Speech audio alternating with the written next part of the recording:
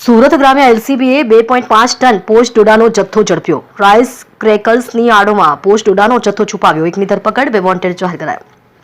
સુરત ગ્રામે એલસીબીએ નશીલા પદાર્થો સામેની ઝુંબેશ અંતર્ગત મોટી કાર્યવાહી કરી છે. પલસાણા તાલુકાની સીમમાં Delhi Mumbai expressway number 4 પરથી પોલીસે રાઈસ ક્રેકર્સના જથ્થાની આડોમાં છુપાવેલો 2.504 કિલોગ્રામ પોસ્ટ ડોડાનો જથ્થો ઝડપી પાડ્યો છે. આ કાર્યવાહીમાં ટ્રક સહિત કુલ ₹4,04,04,825નો મુદ્દામાલ જપ્ત કરવામાં આવ્યો છે. એલસીબીને બાતમી મળી હતી કે RJ 54GA1550 નંબરનો આઈશર ટ્રક પોસ્ટ ડોડાનો જથ્થો લઈને એના ટોલ પ્લાઝા થઈ વડોદરા તરફ જઈ રહ્યો છે. પોલીસે તાત્કાલિક ટ્રકનો પીછો કરી પલસાણા તાલુકાના ટુંડી ગામ નજીક એક્સપ્રેસ વે પર તેને રોક્યો હતો. પંચોની હાજરીમાં NDPS 1 હેઠળ સર્ચ ઓપરેશન હાથ ધરતા ટ્રકમાં ભરેલા રાઈસ ક્રેકર્સના થેલા પાછળથી પોસ્ટ ડોડાનો મોટો જથ્થો મળી આવ્યો હતો.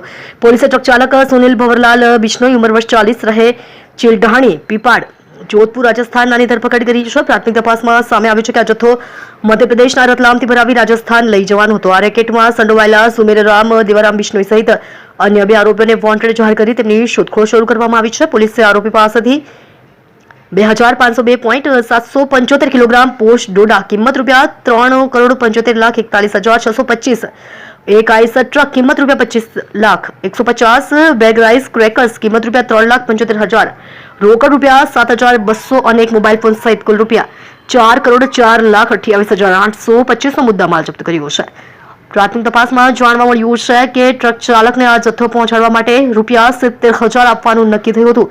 આરોપીઓ મોબાઈલ ફોન દ્વારા સતત સંપર્કમાં રહી રૂટ નક્કી કરતા હતા અને કાયદાની નજરથી બચવા માટે પોસ્ટ ડોડાને ચોખાની પાપડીના માલ વચ્ચે કુશળતાપૂર્વક છુપાવવામાં આવ્યો હતો. પોલીસે આ નાર્કોટિક્સ નેટવર્ક સાથે સંકળાયેલ અન્ય વ્યક્તિઓની સંડોવણી અંગે વધુ તપાસ હાથ ધરી છે. તમે જોઈ રહ્યા છો સૌથી પહેલા ન્યૂઝ આપનાર સેવા ન્યૂઝ ગુજરાત, અજમલ જાદવની સાથે.